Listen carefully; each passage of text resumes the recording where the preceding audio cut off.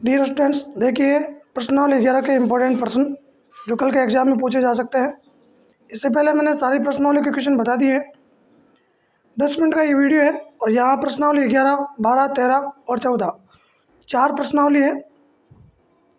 यानी कि 11वीं प्रश्नावली 5 नंबर की, फिर 6 नंबर की, 12वीं, फिर 13वीं 13 नंबर की और 4 नंबर की।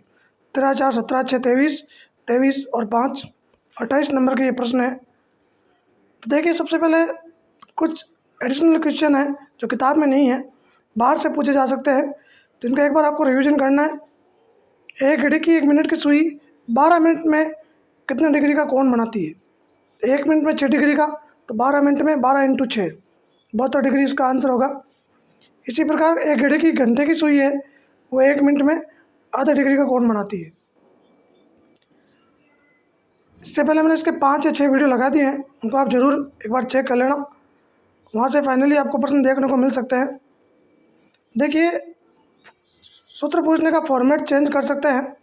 त्रिज्या को आर के स्थान पर ए लिखा जा सकता है, कोण को थीटा के स्थान पर पी डिग्री, तब ये चाप की लंबाई का फॉर्मूला होगा।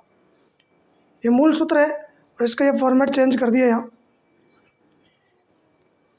कई बार ये भी लिखा हुआ मिल सकता है आपको 2 पाई आर थीटा बटा 360, सॉरी 360 आएगा यहाँ।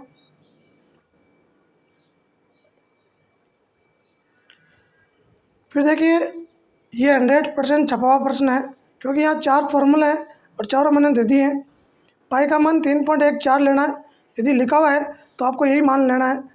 यहाँ समकोण का मतलब 90 डिग्री है, थीटा नहीं दिया हुआ है, समकोण लिखा हुआ है तो इसका मतलब 90 डिग्री। तो चारों फॉर्मूले लिखे हुए हैं, ये संख्या रख के आप आंसर प्राप्त कर सकते हो। लघु वृत्तखंड का क्षेत्रफल का फॉर्मूला ये साइन थीटा वाला है, यह साइन 90 होगा और साइन 90 की वैल्यू 1 होगी। चाप की लंबाई का फॉर्मूला त्रिज्यखंड का क्षेत्रफल और दीर्घ त्रिज्यखंड का क्षेत्रफल। दीर्घ में आपको पाई आर स्क्वायर में से ये घटाना है।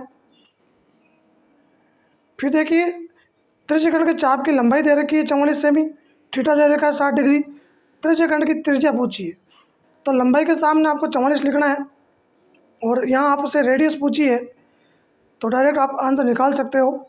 जो चीज़ पूछी है उसको इधर रखना है LHS साइड और फिर आपसे आंसर निकालना है, तो यह करेक्ट आंसर आएगा 42 सेमी।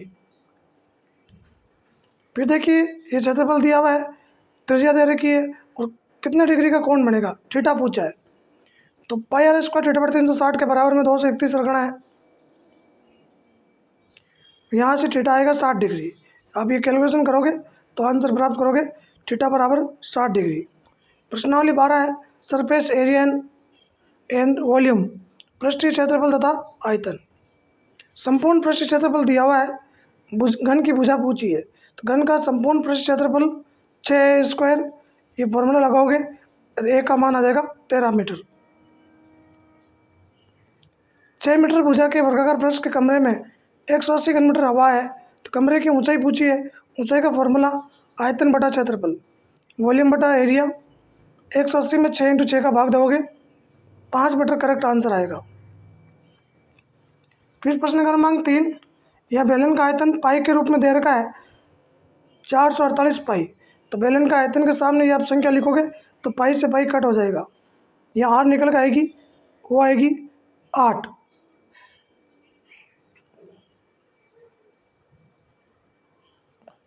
चौदह सेमी भुजा के घन से बड़े से बड़ा शंकु काटा जाता है, तो देखिए ये घन है और शंकु जब काटोगे तो घन की जो भुजा है वो इसकी ऊंचाई होगी और घन की जो भुजा है इसकी व्यास का मतलब त्रिज्या हो जाएगी 7।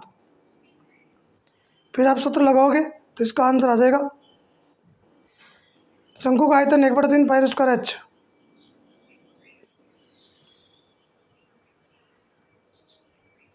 यहाँ देखिए शीशे के गोले की त्रिज्या 5 सेमी है और ये 5 मिलीमीटर है।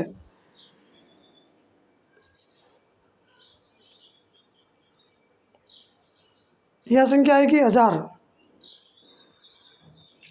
ये लास्ट ईयर 2023 का प्रश्न पूछा गया प्रश्न है, एफएसएससी में पूछा गया था। 6a स्क्वायर बराबर 486, तो a की वैल्यू आ जाएगी 9, 81 का वर्गमूल 9। फिर देखिए ये प्रश्न 2023 में पूछा गया, या आपको घनाभ का पृष्ठीय क्षेत्रफल लगाना है। गोले का व्यास है तो पहले त्रिज्या में चेंज करना है। फिर गोले का आयतन का सूत्र 4/3 पाई आर क्यूब। इसी प्रकार प्रश्न क्रमांक 5, शंकु का आयतन है तो 1/3 पाई आर स्क्वायर एच बराबर 308 लिखना है। ऊंचाई आपको दे रखी है और त्रिज्या आप निकाल लोगे। कभी कभी कभी शंकु की संख्या का प्रश्न पूछते हैं तो आयतन बटा आयतन का सूत्र लगता है। गोले के आयतन में शंकु का आयतन का भाग देंगे। मेन प्रश्न यहाँ से देखना है।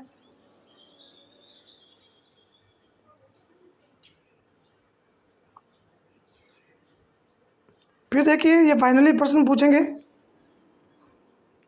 बहुलक ज्ञात करो। तो सबसे अधिक बारंबारता यहाँ 26 है, 44 है। उसके संगत जो संख्या आती वर्ग अंतराल आता है वो बहुलक वर्ग कहलाता है। यदि आपसे बहुलक वर्ग की परिभाषा पूछे तो सबसे बड़ी जो बारंबारता है उसका संगत जो वर्ग अंतराल है बहुलक वर्ग कहलाता है। और बहुलक वर्ग यहाँ 40-50 है। कभी कभार इसका योग अंतर पूछ लेते हैं। बहुलक वर्ग नाम पूरा स्पष्ट देखना। बहुलक का यह फॉर्मूला है, इस बेस पे इसका आंसर आ जाएगा। फिर नेक्स्ट माध्यक पूछेंगे तो माध्यक में CF निकालते हैं, संचयी बारंबारता। यह सॉल्यूशन कर रखा है। इसमें 100 का आधा 50, 50 से ठीक बड़ी संख्या 70 है तो ये इसका माध्यक वर्ग हो जाएगा। 40 से 55। फिर ये माध्यक का फॉर्मूला है, इस फॉर्मूले बेस पे इसको सॉल्व करना है।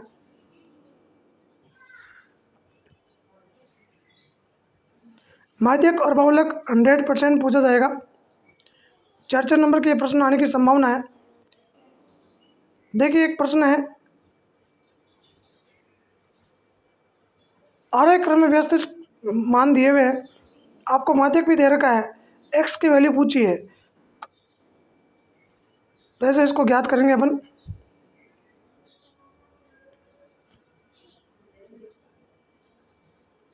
फिर देखिए इसमें माध्यक निकालना है तो 1 2 3 4 5 6 7 8 9 10। पहले आपको इसको आरोही या अवरोही क्रम में लिखना है तो आरोही क्रम में लिख लेना। और उसके बाद में बीच की संख्या सम है तो मध्य की दो संख्या जोड़ के 2 का भाग दे देना। ये भी कभी यदि कभी माध्यक XI और FI में पूछे तो आपको इसकी CF निकालनी पड़ेगी, उसका आधा करना पड़ेगा। उससे ठीक बड़ी संख्या के सामने हमेशा x में सूत्र निकलेगा। ये प्राप्तांक XI है और ये FI है। 13 प्रश्नावली है, 13 नंबर की है, सबसे अच्छी प्रश्नावली है, सबसे सरल है। इसके सारे प्रश्न आपको तैयार करने हैं। फिर देखिए वापस माध्यक ज्ञात करना है तो इसकी CF निकालनी है, फिर उसको आधा करना है टोटल को, और ठीक उससे बड़ी संख्या देखनी है। ये भी माध्यक का है, तीनों प्रश्न माध्यक के हैं। इसमें आपको फॉर्मूला यूज नहीं करना है, फॉर्मूला केवल आपको वर्ग अंतराल वाले में करना है। यह है माध्य, यहाँ 10 का आधा 5, 10 20 30 का आधा 15, 20 30 का आधा 25। ये प्रत्यक्ष विधि है, यहाँ सॉल्यूशन किया हुआ है।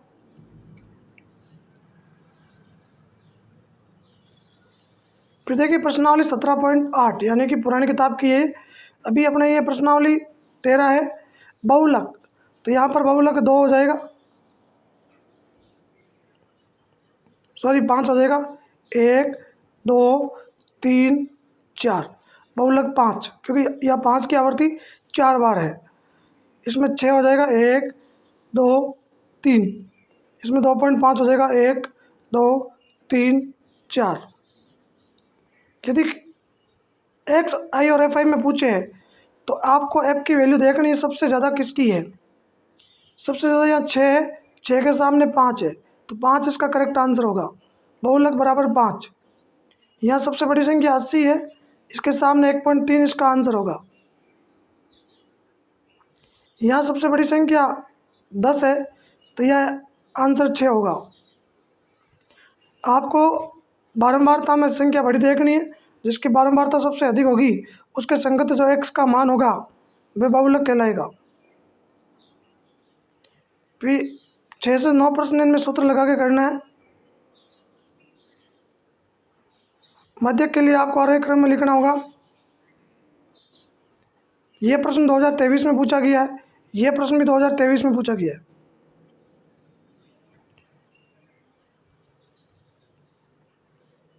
फिर देखिए माध्यक ज्ञात करना है तो इसको आपको एफ को सी एफ में लिखना है, फिर ज्ञात करना है। इसमें भी माध्यक ज्ञात करना है। यदि आपसे माध्यक पूछे तो माध्यक की विशेषता मनुष्य के गुणों के बारे में बताता है, ईमानदारी, बुद्धिमानी। और बहुलक है वो व्यापार वर्ग में यूज होता है, जूतों के आकार के बारे में, इनके बारे में बहुलक ज्ञात किया जाता है। इसके बाद अंतिम प्रश्नावली है जिसका नाम है प्रायिकता। प्रायिकता में आपको संभव घटना की प्रायिकता 1 होती है, असंभव घटना की प्रायिकता 0 होती है, प्रायिक घटनाओं का योग सदैव 1 होता है, प्रायिकता की सीमा 0 से बड़ी या 0 के बराबर भी हो सकती है और 1 या 1 से छोटी होती है। तो ये आपको याद रखना है प्रायिकता की सीमा। ताश के पत्ते वाले प्रश्न, डाइस वाले प्रश्न अच्छी तरह से तैयार करना है।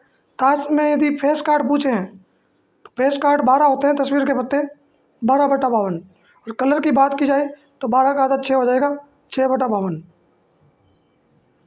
तो मैंने कम से कम 5-6 वीडियो लगाए हैं और आप अच्छी तरह से इनको चेक करना, एक बार इनका शॉर्ट में रिवीजन कर लेना। जो भी कुछ इंपॉर्टेंट प्रश्न लगे उनको आप ज़रूर चेक करना। पुराने प्री बोर्ड के पेपर और 2 साल के पुराने पेपर है उनको एक बार चेक कर लेना। लास्ट टाइम में जितने भी छोटे मोटे फॉर्मूले हैं उनको एक बार वापस रिवीजन कर लेना। अब नए प्रश्न आपको नहीं पढ़ने, जो भी एक बार प्रश्न पढ़े हुए हैं उनको केवल शॉर्ट टाइम में देखना है। कल इस चैनल के माध्यम से आपको इस पेपर की आंसर की बता दी जाएगी।